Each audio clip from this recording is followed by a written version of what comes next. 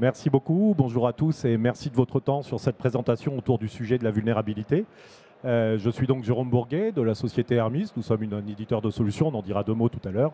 Et j'ai la chance aujourd'hui d'être accompagné de Frédéric Domange de la société Aura IT. Bon, bonjour à tous, donc Frédéric Domange, je suis le directeur technique de la société Aura IT, également l'un de ses dirigeants. Donc comme l'a dit Jérôme, aujourd'hui l'objectif c'est vous de parler de la gestion des vulnérabilités. Alors juste pour dire deux mots quand même avant nos sociétés pour nous connaître un petit peu quand même, hein, c'est plus agréable je pense aussi pour vous. Sur Aura IT, on est une société d'expertise en cybersécurité, une société qui a été créée en 2015 qui fait partie du groupe IDNA. Donc nous on est une société de services, donc ça veut dire qu'on va aller mettre en place des solutions de cybersécurité pour vous permettre de réduire votre surface d'attaque. On en parlera un petit peu après justement. Et donc on intervient aussi bien sur la mise en œuvre, sur le conseil et également sur toute la partie gestion en service opérationnel, donc toute la partie service manager. L'idée étant de pouvoir vous dégager du temps sur votre métier et sur vos différentes problématiques. Donc Jérôme, l'un de nos partenaires, c'est la société Hermis, avec qui nous faisons cette présentation. Donc Jérôme, je te laisse présenter la société. Allez. Hermis est une société américaine, éditrice de logiciels comme je le disais, avec une fonction première qui est celle de découvrir et de comprendre l'ensemble des assets connectés sur votre réseau. L'ensemble des assets, qu'ils soient IT, OT, médicaux, IoT, gestion technique de bâtiments. On n'est pas sectorisé, on est ici dans le pôle un peu plus industrie et évidemment on travaille sur la partie OT, mais on peut travailler sur l'ensemble des assets connectés. L'essentiel, c'est de les comprendre et de pouvoir y associer pour pouvoir rejoindre le sujet qui est le nôtre aujourd'hui, de comprendre aussi quelles sont les vulnérabilités qui touchent ces assets-là. Donc un inventaire complet. Je parle ici du nombre d'assets qui sont aujourd'hui supervisés parce que le fonctionnement et la découverte et la compréhension des assets, finalement, ça passe. Alors, j'aime pas trop utiliser le terme d'intelligence artificielle parce que je crois que vous l'entendez sans arrêt et c'est toujours un peu difficile de comprendre ce qu'on met derrière. Mais pour le faire assez simplement, on a déjà vu un asset quelque part, on a compris comment il utilise le réseau. Et bien, quand on le voit chez vous, on dit « Ah, cet asset-là, je sais ce que c'est celui-ci ». On est une société donc, de près de 1000 personnes dans le monde, plus d'une dizaine de personnes en France aujourd'hui, avec évidemment un certain nombre de clients et une valorisation à plus de 3 milliards, donc une société à laquelle aujourd'hui vous pouvez faire confiance. Alors lorsqu'on discute avec vous et l'ensemble de nos clients, les différents RSSI, il y a un constat qui est fait, c'est qu'aujourd'hui, les vulnérabilités, enfin, je pense que vous partagez ce constat, elles explosent. Alors, elles explosent en tout cas dans leur découverte. L'informatique va vite, on a des moyens qui sont de plus en plus importants. Donc Jérôme parlait de l'intelligence artificielle. Alors malheureusement, on a deux façons de l'utiliser, soit de manière positive, donc d'un point de vue défensif, mais malheureusement également c'est pas mal utilisé sur la partie offensive. Et donc du coup, ce qu'on est en train de constater aujourd'hui, ça va continuer à augmenter de manière croissante. Et une croissance qui va être relativement forte. On s'attend même à des croissances exponentielles. Donc du coup, la gestion des vulnérabilités pose de plus en plus de problèmes parce que on se rend compte que comment prioriser, parce que le temps qu'on a pour pouvoir mettre à jour l'ensemble de nos systèmes, lui malheureusement il bouge pas, il est toujours le même. Les équipes sont ce qu'elles sont pas extensibles à l'infini. Et après, derrière, on a aussi d'autres problématiques qui sont des problématiques métiers, où on ne peut pas non plus, si une mise à jour implique une indisponibilité de vos applications business, eh bien, ça crée d'autres problématiques. On est potentiellement dans des cycles de validation, etc. Donc ça nous pose pas mal de soucis. L'autre problématique qu'on rencontre aussi, c'est qu'on a des sources de données qui sont de plus en plus importantes. Donc on va avoir des scanners de vulnérabilité qu'on va appeler réseau, qui vont monter un certain nombre de vulnérabilités sur les aspects, je sais pas, des routeurs, switch, serveurs ou postes de travail. On va avoir également des scanners de vulnérabilité éventuellement applicatifs, par exemple des moteurs DAST ou SAST sur les applications web. Et aussi, ce qu'on voit de plus en plus, c'est que finalement, vos entreprises, elles sont en perpétuelle croissance. Ça peut être de la croissance qui peut être liée aussi avec de la croissance externe, par exemple. Donc, on va se retrouver avec finalement des systèmes aussi qui sont plusieurs systèmes au sein de votre entreprise qui vont monter des vulnérabilités sur plusieurs parties de votre réseau. Et donc, du coup, ça devient compliqué à consolider ces différentes vulnérabilités et finalement, essayer de se dire, bah, OK, mais moi j'ai un temps qui est donné, bah, qu'est-ce que je vais pouvoir prioriser? Donc, c'est ça la problématique aujourd'hui que l'on voit. Et enfin, le dernier point que je n'ai pas adressé, c'est effectivement, bah, finalement, ça reboucle un peu sur ce que disait Jérôme, c'est que le dernier point, c'est que est-ce que vous êtes sûr d'avoir une vision finalement exhaustive de tout ce qu'il y a sur votre réseau et donc de pouvoir finalement les corriger? Est-ce que vous n'avez pas finalement des failles relativement importantes sur votre réseau que vous ignorez et donc derrière, on soit dans la capacité de corriger? Donc par rapport à ça, ce que je vous propose, c'est de redonner la parole à Jérôme pour qu'il nous donne sa vision d'éditeur également. Alors effectivement, la vision d'Armis, ce qu'il faut comprendre, je vais répéter un peu ce que vient de dire Frédéric. Ce qui est amusant, c'est qu'on n'a pas forcément travaillé ensemble, on a travaillé chacun de notre côté, et puis évidemment à un moment on s'est quand même rencontrés pour un tout petit peu préparer avant de vous voir, et naturellement les constats sont un peu les mêmes. La différence pour nous, Armis, pourquoi c'est important nos constats, c'est aussi ce qui définit la feuille de route dans l'évolution de nos solutions, hein. Donc j'espère que vous partagez ces constats parce qu'évidemment, ils ont un impact direct sur nos solutions. Le premier constat, donc là c'est factuel, hein, j'ai été chercher les informations sur cvi.org, c'est une augmentation constante des vulnérabilités. Aujourd'hui, si on fait un rapide calcul, c'est une centaine de nouvelles vulnérabilités par jour. Ok, le calcul il est fait de tête, il n'est pas tout à fait exact, mais on y est à peu près. Vous n'avez pas forcément toutes les vulnérabilités qui concernent vos assets, mais même en prenant que la moitié, c'est 50 par jour. 50 par jour, on comprend très rapidement qu'on va avoir une problématique de gestion des vulnérabilités. Très clairement aujourd'hui, je n'ai aucun client pour le moment, peut-être que l'un d'entre vous le fera, qui un jour m'ait dit si, par rapport à l'ensemble des vulnérabilités qui touchent nos assets, on est capable de toutes les traiter. Donc la difficulté aujourd'hui, c'est de dire ok, il y en a trop, mais heureusement, il y en a quelques-unes qui ne sont pas forcément, qui me font pas forcément prendre un risque énorme. On peut avoir un risque admissible. Il faut que j'arrive à comprendre sur quelle vulnérabilité je dois me prioriser. Donc je dis on n'est pas capable de traiter toutes les vulnérabilités. Le chiffre qu'on a un peu chez Armis, c'est environ une dizaine de pourcents. On est difficilement possible de remédier à plus de 10% des vulnérabilités découvertes sur nos assets. L'autre élément clé, c'est que l'exploitation des vulnérabilités, malheureusement, est plus rapide. Alors on sait aussi, Frédéric, on a parfois des exploitations qui sont faites sur des vulnérabilités dont le correctif existe depuis plusieurs mois ou plusieurs années, parce que malheureusement, la mise à jour des correctifs est difficile. Mais on a aussi, malheureusement, sur les nouvelles vulnérabilités, parfois même avant leur publication, des exploitations qui sont faites. Donc la difficulté, ça va être de prioriser et de gérer la remédiation pour avoir un processus complet qui permet de tenir j'ai envie de dire, les cadences. Donc du coup, une fois qu'on a fait tous ces constats, qu'est-ce qu'on peut mettre en œuvre? Donc nous, de notre côté, on a vu que globalement, il y avait quand même 3 gros axes sur lesquels on a la capacité, en tout cas nous c'est comme ça qu'on a abordé la problématique. Comment on va pouvoir vous aider à améliorer cette différente gestion pour pouvoir garantir que finalement tout votre business soit sécurisé. Alors, le premier constat qu'on voit assez régulièrement, c'est que finalement beaucoup de nos clients ont du matériel à disposition, des solutions qui permettent de répondre déjà à une grosse partie de ces différents enjeux, mais que malheureusement, elles sont potentiellement mal utilisées. Alors, mal utilisées ou alors pas exploitées de manière optimum. Donc, ce qui est un peu dommage. Donc, en tout cas, nous, le premier constat qu'on a, c'est qu'il y a potentiellement de l'organisation sur laquelle on peut agir, optimiser l'utilisation de l'outillage que vous avez déjà en place. Et déjà, juste avec ces moyens-là, on sait qu'on a déjà une marge qu'on va pouvoir être capable de franchir. Le deuxième point, j'en ai parlé un peu tout à l'heure, c'est que vos équipes, elles ne sont pas extensibles. Et est-ce que cette partie-là fait partie finalement des activités fondamentales que vous devez gérer vous-même, ou est-ce qu'il ne vaut pas mieux essayer de se focaliser sur des aspects qui sont un peu plus critiques pour vos enjeux métiers? Donc, la deuxième solution, c'est de pouvoir de déléguer cette partie, ou toute ou partie de la gestion des vulnérabilités à votre fournisseur. Donc typiquement, c'est ce qu'on compose aujourd'hui, avec la mise en place de services managés. et de vous focaliser sur les points qui sont vraiment critiques pour vous. Je peux prendre un exemple.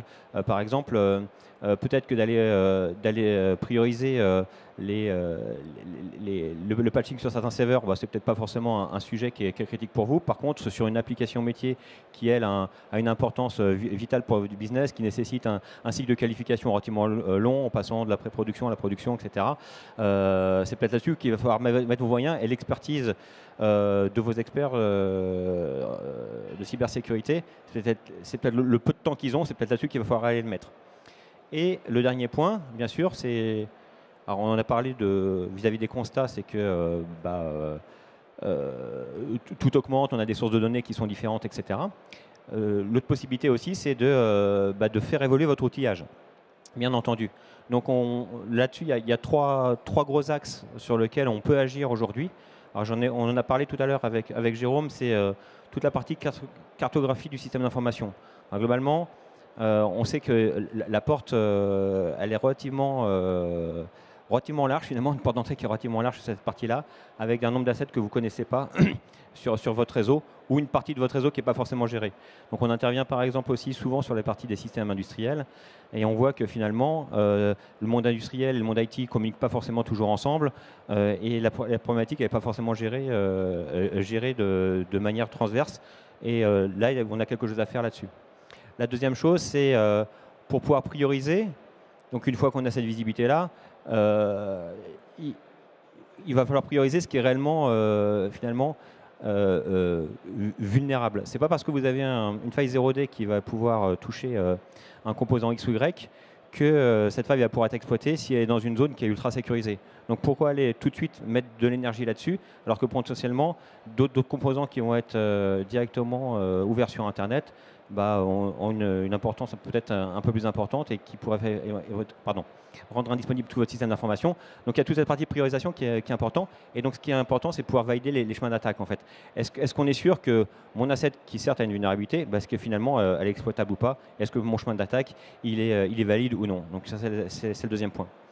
Et le dernier point, bien sûr, c'est de pouvoir corréler toutes les vulnérabilités qu'on peut avoir en s'adaptant à mon organisation et à tous mes assets de mon système d'information.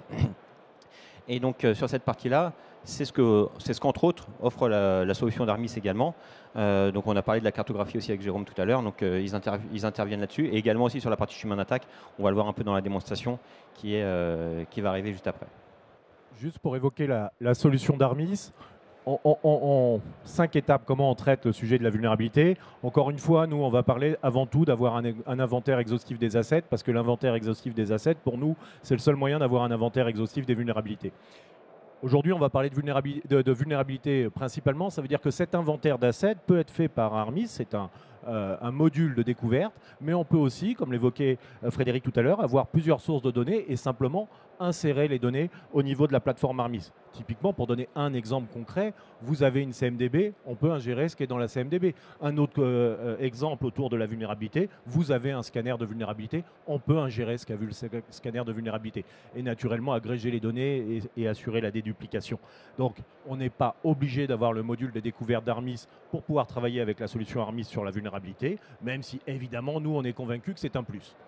Ce qui est important aussi, c'est de comprendre le rôle des assets. Comprendre le rôle des assets au sens métier du terme, ça c'est vous qui allez le faire, hein, ce n'est pas forcément Armis. On a une première partie, on est capable de dire cet asset, vu ses flux réseau, il est utilisé par exemple pour faire de l'imagerie médicale ou des choses comme ça. Donc comprendre vraiment le rôle, mais vous aussi vous êtes capable de dire pour moi le plus critique pour mon métier, c'est ce site-là, c'est ce VLAN-là, c'est ce type d'asset, peu importe, c'est vos critères, vous les choisissez, mais c'est extrêmement important pour passer à l'étape suivante de prioritisation des vulnérabilités. C'est-à-dire que les vulnérabilités, on utilise 2 axes de prioritisation. Bien sûr, tout ce qui tourne autour de la vulnérabilité, tant quand elle est publiée, mais aussi dans sa vie. Est-ce qu'il y a eu des exploits? Est-ce qu'il y a eu des campagnes d'attaque menées avec cette vulnérabilité? Donc tout ce qui tourne autour de la vie de la vulnérabilité, mais aussi ce qui tourne autour de la vie de vos assets. D'accord ? Armis est une solution non disruptive, c'est-à-dire qu'on n'agit pas sur le réseau. Ça veut dire que quand on a créé des politiques qui disent, par exemple, et c'est l'exemple qu'il y aura dans la démonstration, par exemple, il y a une nouvelle vulnérabilité critique qui vient toucher un système macOS, alors on va ouvrir un ticket sur l'ITSM pour pouvoir ensuite avoir le processus de gestion et permettre aux équipes de remédier. Pour l'instant, ça changera peut-être Armis considère qu'automatiser la remédiation, c'est-à-dire automatiser l'installation des patchs, c'est intéressant techniquement, mais que finalement personne ne le fait en pratique, beaucoup trop dangereux. C'est-à-dire que patcher tous ces Windows dans la nuit, ça peut paraître sympathique, le risque il est quand même réel, et le constat c'est que nos clients, généralement, bien sûr, vont d'abord tester le correctif et ensuite faire des phases de déploiement de ce correctif. Donc pour l'instant, on considère, nous, que c'est plus pertinent de travailler avec l'ITSM que de le faire directement avec les systèmes de patch management. Cependant, quand on travaille avec l'ITSM, on va suivre l'évolution des tickets pour être capable quand même d'héberger des tableaux de bord et permettre aux gens en charge de ce sujet-là de pouvoir suivre les évolutions. On espère dans la remédiation. Malheureusement, comme il y a sans arrêt des nouvelles vulnérabilités qui arrivent, ce n'est pas aussi simple que ça. Pour voir ce que ça donne en pratique, la démo est enregistrée pour une raison très simple. C'est que si je la fais en live, elle dure 1h30 et que vous n'avez pas ce temps-là. Donc en 5 minutes, ça va être plus court. Si vous voulez la voir en live, rejoignez-nous juste après sur notre stand et je me ferai un plaisir de la faire, surtout pour les gens d'au fond, parce que l'écran n'est pas bien grand, donc je pense que vous n'allez rien voir. Donc n'hésitez pas à venir nous voir si vous le souhaitez. Allez, ça devrait partir, c'est parti. Donc ici, on a la partie inventaire, cartographie, inventaire des équipements. Ça vous donne une idée de ce que c'est, mais encore une fois, ce n'est pas le sujet premier. Donc on va aller choisir un des équipements, on va prendre le PLC. Et sur le PLC, on va donc avoir sa fiche d'identité. Et notamment, je vais un petit peu trop vite quand même. Et notamment, ça c'est la fiche d'identité pour un device. Et on va donc aller faire un focus, bien sûr, sur la partie vulnérabilité. J'aurais peut-être dû le dire avant, quand on parle de vulnérabilité pour le moment, là aussi on a des évolutions en cours. On parle de CVI, de vulnérabilité plutôt au niveau du code, pas au niveau de la configuration. Et ici, je vais être capable de voir toutes les vulnérabilités que Armis a été capable d'associer à ce device. En fait, on a reconnu le matériel. Et quand on voit ici Profile Matching, ça veut dire que c'est Armis qui l'a fait. On pourrait avoir cette vulnérabilité-là vient de tel Vulnerability Scanner. C'est là que je parlais tout à l'heure de la possibilité d'agréger des sources. Bien évidemment, là, on a été voir un device, on a vu ces vulnérabilités, mais on peut prendre le problème dans l'autre sens. Il y a telle vulnérabilité, montre-moi dans mon parc quels sont les équipements qui sont touchés. Et donc là, par exemple, un certain nombre de vulnérabilités, et puis montre-moi, je crois que c'est les 17, je ne me rappelle jamais où vous cliqué, montre-moi les 17 devices connectés, et j'ai immédiatement la vision des devices qui sont touchés par la vulnérabilité. Bon, j'en ai pris une au hasard, vous comprenez le principe, c'est de pouvoir regarder les données dans les deux sens, bien évidemment. Je vais essayer de me bouger peut-être pour que ceux qui sont devant quand même puissent voir. Alors l'autre élément, la partie prioritisation des vulnérabilités, c'est-à-dire qu'on part ici dans la démonstration d'un volume de 5000 vulnérabilités, ingérable, et puis on essaye de trouver celles qui nous font porter le plus gros risque. Donc j'avais un exemple ici à 189. Pour ce faire, il y a des politiques, des règles de prioritisation qui existent directement out of box de la plateforme. Simplement, ce que je dis toujours, c'est que si ces règles de priorité sont pertinentes pour tout le monde, c'est qu'elles ne sont pas pertinentes pour vous. Là où, pour moi, ce qui est le plus important, c'est la possibilité ici, on voit comment ça a été prioritisé, on a choisi quelques critères, le nombre d'exploits, des choses comme ça. Mais finalement, ce qui est le plus important, c'est de pouvoir éditer ces règles de priorité et de pouvoir influer sur comment Armis priorise. Par exemple, dans mon exemple, là, j'ai édité cette règle par défaut et j'ai dit, moi, mon problème premier, c'est de me préoccuper des devices de type PLC. On a une notion d'impact métier, ça pourrait être le VLAN 44, ça peut être le site peu importe, puisque, encore une fois, c'est vos critères. Mais ce qui est important de retenir, c'est que vous avez cette possibilité de modifier la méthodologie de prioritisation pour avoir finalement des critères qui sont les vôtres, qui correspondent à ce qui, pour vous, fait porter du risque à votre organisation. Cette partie prioritisation donc, se réalise avec des policies en fonction de détection. Et c'est aussi avec ces mêmes policies, on peut recatégoriser, reprioriser les vulnérabilités, mais on va également pouvoir, comme je l'ai dit tout à l'heure, ouvrir des tickets au niveau de l'ITSM. Donc là, j'ai une condition. Alors de loin, vous n'avez strictement aucune chance de le lire, mais j'ai une condition qui dit si j'ai une nouvelle vulnérabilité qui touche mon macOS et il devait y avoir une notion de criticité, alors tu vas ouvrir un ticket sur, dans notre exemple, c'est l'ITSM devait être ServiceNow, ça aurait pu être un autre. On travaille notamment avec Jira et naturellement, on continue à multiplier ces possibilités-là avec les différents ITSM rencontrés chez nos clients. On a ici, bien sûr, la possibilité d'aller suivre les tickets. Il y a un choix qui a été fait quand ça m'a été présenté la première fois. J'avoue que je n'ai pas trop compris l'intérêt et finalement, je suis surpris de voir que ça correspond aux attentes des clients. C'est que quand on rencontre trop de vulnérabilités, on est capable d'ouvrir que quelques tickets au niveau de l'ITSM et de les conserver les autres en file d'attente. Je pense que c'est pour gérer un peu la psychologie des équipes en charge de la remédiation, parce que le travail qu'ils ont malheureusement est énorme. Ce qu'ils ne savent pas, c'est qu'à chaque fois qu'ils vont faire quelque chose, on va leur en redonner, parce que nous on en a, alors là dans mon exemple, je crois que c'est monstrueux, on en a 2052 en file d'attente, quoi. Donc on ne va pas le dire tout de suite aux équipes, on va essayer de les ménager un peu, pardon. Et puis, dernière chose évidemment importante, les tableaux de bord. Là, ce sont les tableaux de bord standards. Eux aussi sont totalement personnalisables, comme vous l'imaginez. Et c'est ce qui va permettre, puisqu'on suit l'évolution du ticket, ouvert, fermé et résolu, fermé et abandonné. Et donc, on va être capable de définir quelles sont les vulnérabilités qui sont en cours de traitement ou qui sont traitées, quels sont les résultats. Donc, de fournir aussi des moyens de suivi du processus. Je pense que je vous ai tout dit. Je ne sais plus. Ah oui. Ici, je montre simplement quelques informations que nous avons sur les vulnérabilités, bien sûr le CVSS score, les méthodes d'exploitation, c'est-à-dire vous pouvez vous concentrer d'abord sur les vulnérabilités qui sont exploitables par le réseau, et puis on a, comme je l'expliquais, des données qui sont relatives à la vie de la vulnérabilité, notamment est-ce qu'il y a des exploits qui ont été publiés. Je dis que s'il n'y a pas d'exploit publié, peut-être que cette vulnérabilité-là, finalement, ne vous fait pas courir de risque, mais encore une fois, ça c'est vous qui déciderez des critères. Merci Jérôme. Bon, avant de conclure, donc bon, on voit que finalement ce type de solution donc, répond quand même à une grosse partie des problématiques qu'on a citées tout à l'heure. Hein. Donc pour rappel, hein, donc, la partie comment faire face à la multiplication, donc la partie priorisation, le fait aussi de pouvoir agréger l'ensemble des différentes données, donc ça c'est votre source de données, donc c'est vraiment important. Je pense que c'est déjà. On a parlé de tous les outils techniques, mais après derrière, on peut aussi intégrer des sources externes d'organismes diverses. Donc c'est vraiment intéressant. Donc pour piloter tout votre parc et votre médiation, ça va vraiment nous permettre d'aller plus loin. Et on voit ce qui est assez intéressant, c'est que c'est ça qu'on n'en a pas vraiment parlé tout à l'heure. On parle un peu technique, mais il y a aussi tous ces aspects processus. Jérôme on en a parlé avec cette partie d'automatisation, avec la partie gestion des tickets, etc. Donc ça, c'est quelque chose qui est aussi important, qu'il ne faut pas laisser de côté, parce que l'outil technique en tant que tel, tout seul, il ne sert pas à grand-chose. Et il faut qu'il s'intègre dans un processus général au niveau de votre politique de sécurité. Donc si on fait une petite conclusion par rapport à tout ce qu'on a pu se dire. Donc n'oublions pas effectivement que, comme on l'a dit tout à l'heure, les vulnérabilités, leur nombre ne va cesser d'augmenter. Je pense que vous voyez tous au quotidien, mais comme on l'a évoqué tout à l'heure, malheureusement, c'est pas prêt de s'arrêter. Tout va de plus en plus vite et on a parlé de l'IA tout à l'heure. C'est effectivement l'une des causes qui vont faire que ça va exploser. L'autre point important, je pense que on l'a dit, mais je pense qu'il faut jamais, on peut toujours insister là-dessus. Et genre, on l'a bien mis en avant vis-à-vis de la démonstration pour montrer, voilà, attention, c'est focuser. On est obligé de faire un focus sur ce qui est réellement vulnérable et où l'exploitation elle est réellement possible. On a un temps qui est limité, on n'a pas des ressources infinies.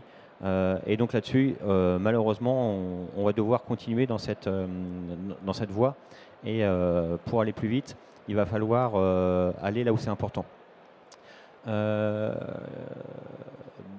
sûr, toute la partie anticipation, j'en ai parlé également, donc je ne vais pas revenir sur le sujet. Peut-être parler, Jérôme, un peu de la partie... Moi, c'est juste un petit peu en guise de conclusion, vous donner un petit peu la direction vers laquelle va Armis. On a fait récemment une acquisition, alors je ne sais pas si certains d'entre vous l'ont vu ou pas, une société. Je vais dire une deuxième fois intelligence artificielle. En fait, l'idée de cette structure, ça va être d'aller écouter en fait tout ce qui est dark web et de comprendre en fait les vulnérabilités qui sont aujourd'hui un peu, j'ai envie de dire, étudiées par les gens qui cherchent à mettre à mal nos systèmes, et donc de pouvoir anticiper sur le fait que telle ou telle vulnérabilité a de fortes chances d'être exploitée sous peu. Donc d'essayer tout le temps de gagner du temps. Je le mets en guise de conclusion parce que c'est une acquisition qu'on vient de faire très récemment. Si j'avais eu la démo, je vous l'aurais démontré. Ce n'est pas encore le cas et c'est pour ça qu'on se reverra l'année prochaine.